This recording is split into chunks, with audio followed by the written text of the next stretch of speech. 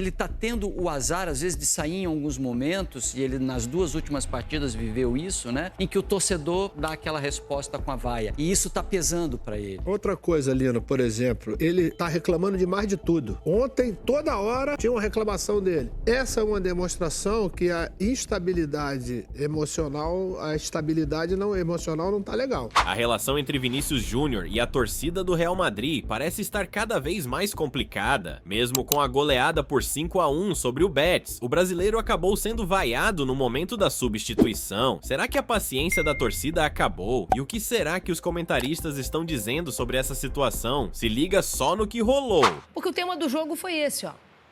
O jogo foi 5-1 e o Vini Júnior saiu vaiado dessa partida. O Xabi Alonso saiu em defesa dele, né? Não quis comentar sobre as vaias, disse que o Vini contribuiu muito, foi decisivo, destacando o primeiro tempo, inclusive.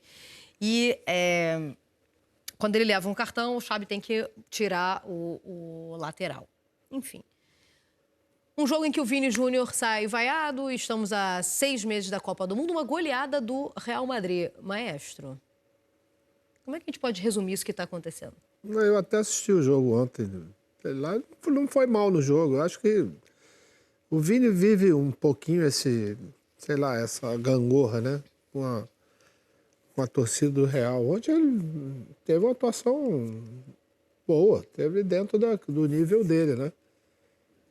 É lógico que começa, vamos dizer, uma temporada, já tá praticamente no meio da temporada europeia, né? Já começam já as especulações. Tem acho que o Chelsea, né, queria fazer... Fala em bilhão, né? Queria fazer uma proposta. Será que ele já chegou ao ouvido dele que isso pode... Mas ele está em casa, né? O Real para ele é a casa dele, né? Mesmo com esses probleminhas que teve com o Xabi no início da temporada. Mas eu fiquei satisfeito mesmo foi com o Rodrigo ontem, de voltar a jogar... Participando dos gols, né? E, além disso, contribuição técnica, tática dentro do jogo. Mas o Vini também não fez. Eu já estou pensando na seleção, entendeu? Você já está lá na seleção. Um pouquinho mais para frente, você está no meio do ano. Lá. O Vini também não fez isso? Especialmente no que eu falei, ele tempo? jogou bem. O Vini jogou bem ontem. Jogou uma partida dentro do nível dele. Só que não fez gol. Não fez gol, aí você faz sempre uma avaliação diferente, né? E eu acho que tem muita cobrança mesmo pelo Vini participativo. Essa é a grande discussão dos fóruns de torcedor, da imprensa madrilenha. Você tem lá o Gonçalo Ramos, que foi o cara que fez o gol, que além de... Os 3 primeiros, né? Os 3 primeiros, né? Além de fazer os 3 gols, ele é o cara de pressionar a saída de zagueiro, etc. E tem uma queixa que o Mbappé não faz isso, né? Só que o Mbappé está entregando muito gol, né? E o Vini também não está fazendo isso do jeito que o Xabi Alonso pede. E ontem saíram uns recortes, né? De várias vezes no banco. Ele, Vini, aperta, né?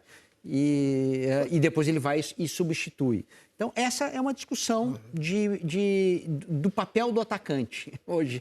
É uma discussão um pouco maior, não é só o Vini em si. Eu já prefiro o atacante que pressiona menos, mas que me faz as jogadas de gol, do que esse que pressiona e não bota a bola lá dentro, não dá passe.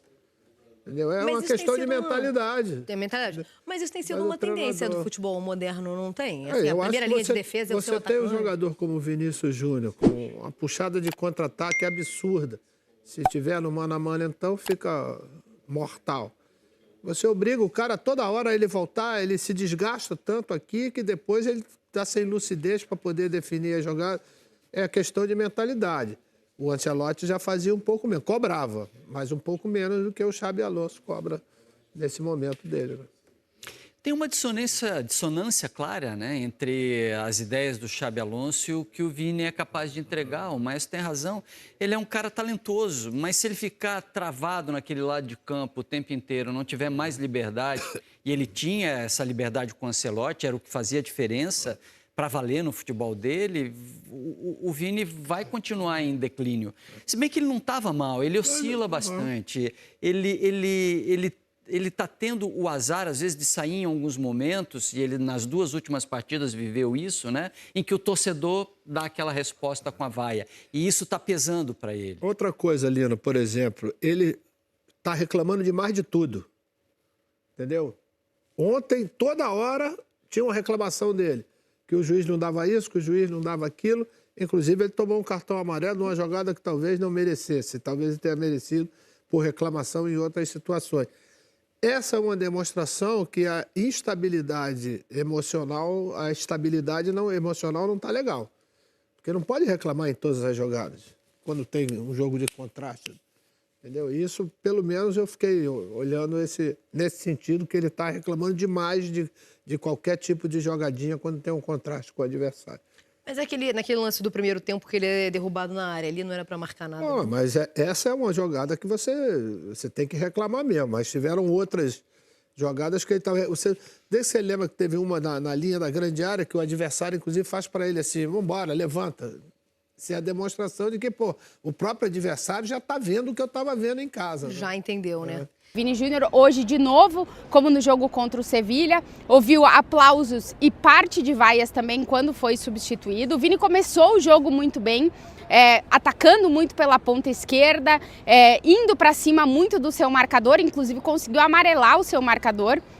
Estava se mostrando bastante ativo. Aí tem um lance de um pênalti que não é apitado, que o Vinícius reclama muito, o Real Madrid reclama muito de um pênalti não apitado. E a partir daí a gente começa a ver um Vini reclamando muito da arbitragem, porque não está apitando todas as faltas. E aí, com mais dificuldade de conseguir ultrapassar o seu marcador. Ele continuou tentando, mas com mais dificuldade de fazer isso.